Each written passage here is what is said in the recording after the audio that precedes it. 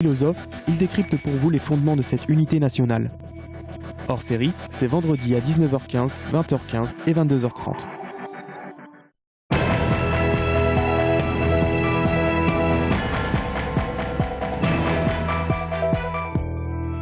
Bonsoir à tous, bienvenue dans votre journal Les titres de ce 22 janvier. 5-3, après les prolongations hier soir, le Tour FC a mené la dragée haute à Saint-Etienne, l'une des meilleures équipes de Ligue 1. On revient sur cette rencontre dans quelques secondes. Justice, le procès de la Madoff de Touraine reporté au 28 janvier 2016. Cette habitante de Benay est soupçonnée d'avoir escroqué une cinquantaine de personnes. Et puis Mathilde Visage, cette jeune femme de 24 ans, habitante de Sainte-Maure de Touraine, comparaissait pour apologie du terrorisme aujourd'hui après avoir menacé la Nouvelle République d'une alerte à la bombe il y a quelques jours. Le programme de festivités pour célébrer le 5e centenaire de l'accession au trône de François Ier a été lancé aujourd'hui, une année riche en événements autour du souverain. Bonsoir à tous. 5-3 après les prolongations hier soir, le Tour FC a mené la dragée haute à Saint-Etienne, l'une des meilleures équipes de Ligue 1. 16e de finale de Coupe de France, un match qui restera dans les annales du club. Hier soir, c'était l'effervescence au stade de la Vallée du Cher qui accueillait près de 16 000 personnes. Le résumé de la rencontre avec Romain Delville. Un vrai match de coupe, un scénario épique, un stade de la Vallée du Cher plein comme un œuf et au terme de la prolongation, le TFC qui s'incline 5-3 face aux Stéphanois. Un scénario aussi qui a donné les sueurs froides à l'entraîneur des Verts, Christophe Galtier. Plus vous vous rapprochez de la fin du temps réglementaire, vous savez que si sur un coup, l'adversaire joue bien ou on peut concéder des coups francs ou des coups de pied arrêtés, c'est comme ça que Tours a marqué 2 fois. À ce moment-là, c'est très difficile de revenir. C'est que le TFC a mené pendant 55 minutes après ce but contre son camp de Salles à la 10e. 64e minute, la séquence stéphanoise à coups de billard, mollo, Camara, poteau est conclue par Monet Paquet qui pousse la balle dans le but vide. 10 minutes plus tard, on croit penser que le match est plié après les 2 buts coup sur coup de Van Wolfswinkel, véritable loup des surfaces. Sauf que Youssef Hannan, 2 minutes plus tard, profite d'un mauvais renvoi stéphanois pour loger en pleine lucarne une frappe qui fige Stéphane Ruffier, le portier des Verts. Le TFC pousse et cumule bonnes et mauvaises nouvelles. La très mauvaise, c'est que Schwechlen se blesse à la clavicule sur cette faute de Brison dans la surface. La bonne, c'est que Bergogneau égalise sur pénalty à la 80e en réussissant une panenka. Après le temps réglementaire, prolongation et tournant du match à la 103e minute, Kouakou est expulsé pour une faute sur Brison. 2 minutes plus tard, Camara réalise une très belle parade mais ne peut rien sur cette tête d'Erding à bout portant. 4-3 pour les Verts, puis 5-3 à 2 minutes de la fin avec un but de Monet Paquet. On est revenu et puis dans cette prolongation, on était bien, on n'était pas débordés. Voilà, c'est une très belle équipe, hein. J'ai beaucoup de respect pour cette équipe-là, mais voilà, on s'accrochait, on était bien, on ressortait bien les ballons parfois. Et c'est sûr qu'après en infériorité numérique, après autant d'efforts, c'était difficile. Retour sur terre dès samedi avec le déplacement à Valenciennes dans l'objectif maintien en Ligue 2. Ce sera sans Kouakou suspendu, ce sera sans Schwechlen et Paul fracturé. Mais contrairement à Valenciennes, le TFC, lui, n'a pas perdu face à un pensionnaire de CFA, mais une très belle équipe de Saint-Etienne. Le procès de la Madoff de Touraine qui devait s'ouvrir aujourd'hui est reporté au 28 janvier 2016. Cette habitante de Benay est soupçonnée d'avoir escroqué une cinquantaine de personnes, dont un membre de sa famille. Elle aurait fait miroiter des placements juteux. Le montant de l'escroquerie s'élève à 3 millions d'euros. 7 banques se sont portées partie civile. Le procureur a décidé de reporter le procès dans 1 an afin de juger l'affaire dans son ensemble. Et puis justice toujours, ce matin également, comparution immédiate de Mathilde Visage. Cette jeune femme de 24 ans, habitante de Sainte-Maure de Touraine, comparaissait pour apologie du terrorisme. Il y a quelques jours, elle postait un message sur le Facebook de la Nouvelle République expliquant qu'un colis piégé se trouvait dans les locaux du quotidien en hommage aux frères Kouachi. Anaïs Michaud. Un compte sur Copains d'avant, un sur Twitter, 4 sur Facebook. L'addiction aux réseaux sociaux de Mathilde Visage ne fait aucun doute. Fan de Claude François et Mylène Farmer, elle aime aussi la page d'Ayat Boumedienne, la compagne d'Amédi Koulibaly, le preneur d'otages de l'hypercachère. À 24 ans, cette Parisienne sans profession, qui réside à Sainte-Maure de Touraine avec son fils de 3 ans, n'en est pas à son coup d'essai. Sur son casier judiciaire, plusieurs condamnations à de la prison avec sursis.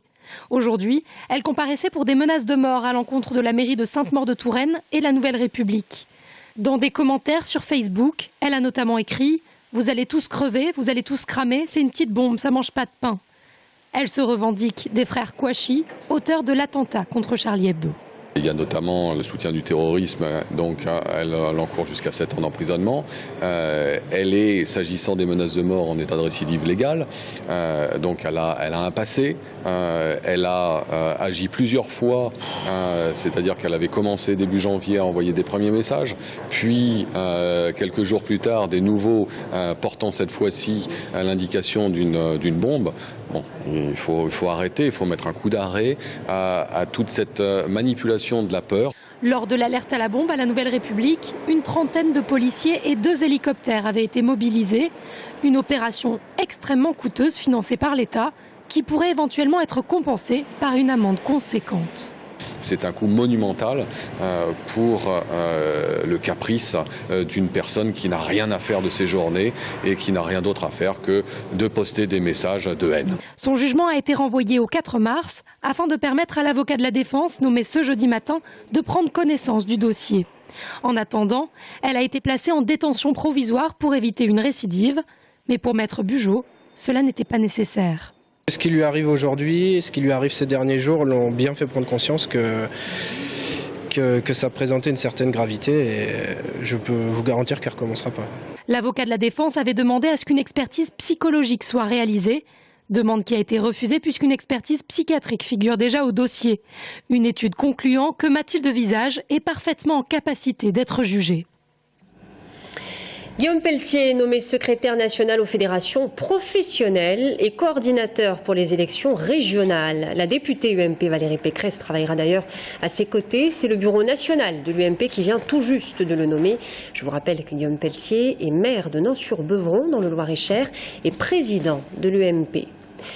François Rebsamen attendu à Blois demain. Toujours dans le Loir-et-Cher, le ministre du Travail posera la première pierre du chantier BTP-CFA Nouvelle Génération à 15 h demain après-midi. Il participera également à une table ronde sur l'emploi dans le bâtiment et les travaux publics à la Chambre du commerce et d'industrie. La direction de Primagaz a annoncé en comité d'entreprise le projet de délocalisation du site de stockage et d'enfûtage des bouteilles de gaz de Saint-Pierre-des-Corps dans un délai de 2 à 5 ans, conséquence de la mise en place du plan de prévention des risques liés à la nature de son activité. L'usine Primagaz située en pleine zone urbaine est classée CVSO2. D'après nos informations, seuls 25 salariés seraient concernés et la délocalisation se ferait dans la région Tourangelle sur une commune qui reste encore à déterminer. La centaine de salariés qui travaillent dans les services administratifs ne seraient pas concernés par cette délocalisation, mais beaucoup redoutent à terme d'être mutés au siège social de Primagaz à Paris-La Défense. Pour l'instant, la direction ne souhaite pas s'exprimer sur le sujet. Et on en vient à ce concept qui arrive à Tours, le Ripper Café, un concept néerlandais créé par une militante écologiste, repris à Tours par 3 étudiantes en unité de gestion. Il en existe aujourd'hui une trentaine en France. Des bénévoles se réunissent pour réparer des objets de toutes sortes. Une manière, vous allez le voir, de créer du lien. Aurélie Renaud. Cécile est venue avec son imprimante sous le bras. La panne, c'est ça. Mon imprimante a 2 ans et demi, elle faisait des bruits un petit peu de marteau-piqueur, de fusil mitraillette, enfin tout ce qu'on veut au démarrage. Donc du coup j'ai vu en fait Ripper Café sur le site de Facebook. Donc au lieu de l'acheter, j'avais décidé de venir la faire réparer. Après un quart d'heure d'expertise, le verdict tombe. Non, Thierry ne pourra pas réparer l'imprimante, mais oui, elle est bien réparable. Ce frigoriste de métier n'a pas essuyé que des échecs, il a même fait quelques heureux aujourd'hui.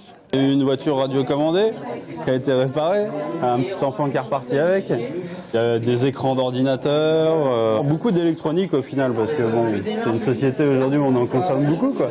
Sur un établi, on soude les fils d'un casque audio amené par Charles, 18 ans.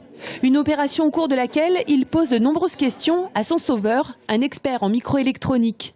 Ce que je veux aussi, c'est apprendre à réparer après par la suite moi-même mes affaires, enfin tout ce qui est pour éviter de jeter. Et parmi les 10 experts, un ancien cordonnier. En un quart d'heure, cette paire de chaussures va pouvoir être resservir comme avant, quoi. Et une couturière qui a décidé de donner de son temps suite à un appel aux bonnes volontés posté sur les réseaux sociaux. Le but, c'est d'amener des choses et de rester sur place. Il y a par exemple un petit couple tout à l'heure qui est venu pour un problème informatique. Et la dame est restée à côté de moi le temps au moment où je réparais une petite chose. Et du coup, voilà, on a discuté. C'est aussi un lieu d'échange où on peut apprendre, échanger, boire un café. Voilà, il y a aussi ce côté où on crée du lien. Dès sa première édition, le Ripper Café semble avoir été adopté par les Tourangeaux. Et d'ici un mois, le Fun Lab devrait reprendre le concept. Désormais dans le vieux Tours, rue Littré, on ne jette plus, on répare.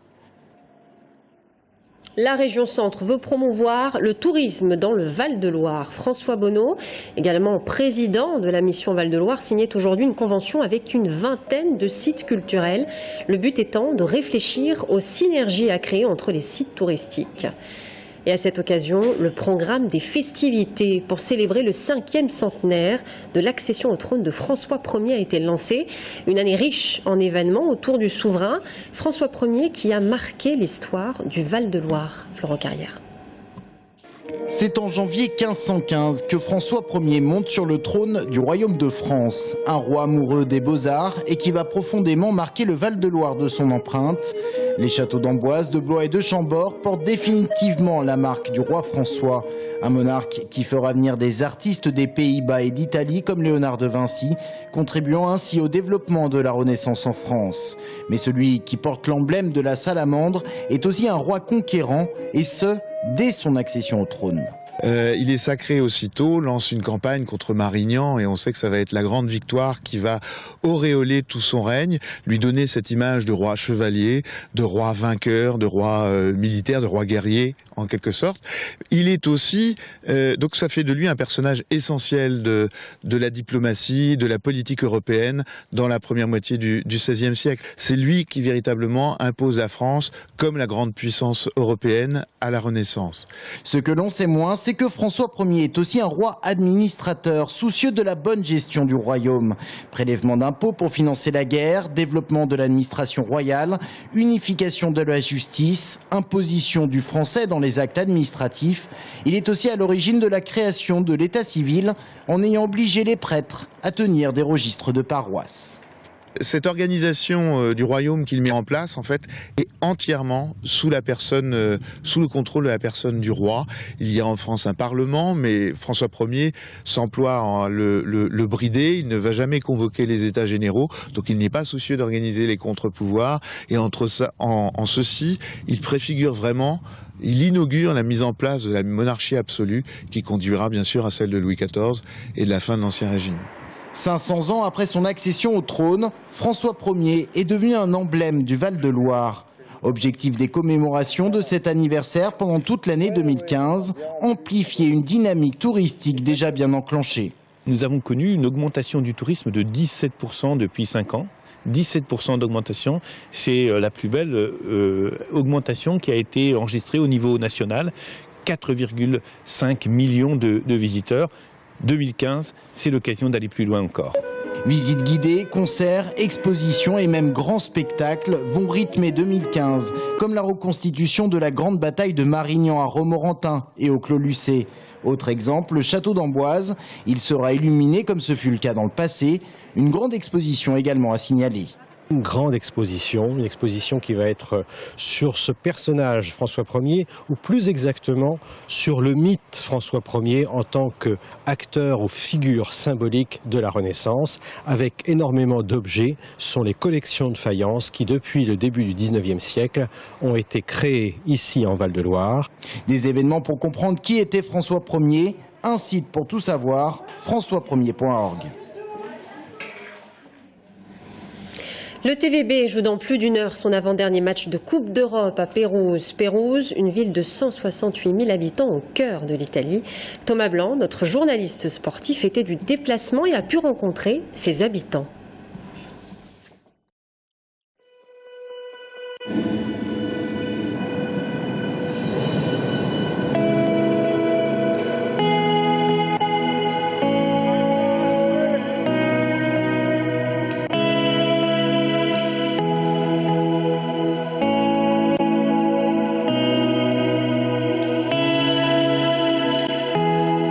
Buongiorno TV Tour. Perugia is a city. Perugia est une ville faite pour les jeunes. Il y a beaucoup de choses, beaucoup de filles, beaucoup de pubs dans le centre. A lot of girls, a lot of pub in the center. On peut s'amuser et en tranquillité aussi. Ce n'est pas vrai l'histoire que Pérouse, oui, elle a des dangers, mais comme toutes les villes. Il y a de la criminalité, mais pas plus que dans d'autres villes. Pérouse, ville de tous les dangers, du moins pas en apparence. Ici, les habitants souhaitent faire taire les rumeurs et l'affaire Amanda Knox qui avait bouleversé l'Italie, l'Angleterre et les États-Unis. Pérouse, c'est davantage un centre historique très typique, perché sur 2 collines à 500 mètres d'altitude et abritant entre autres l'une des plus vieilles universités d'Europe. Ce qui marque ici, c'est surtout l'état des routes. Oui, elles sont en très mauvais état parce que la commune, elle ne finance pas, en fait, on n'a pas l'argent pour reconstruire les rues. Alors que le TVB s'apprête à jouer Pérouse en Coupe d'Europe, les Pérugiens, eux, parlent davantage du sport national. Le sport numéro 1, c'est le football. Je pense que c'est le football. Et des volleyeurs qui, après 2 entraînements au Palace Sport Evangelisti, semblent prêts à en découdre. Et voilà, c'est la fin de ce journal. Merci à tous de nous avoir suivis.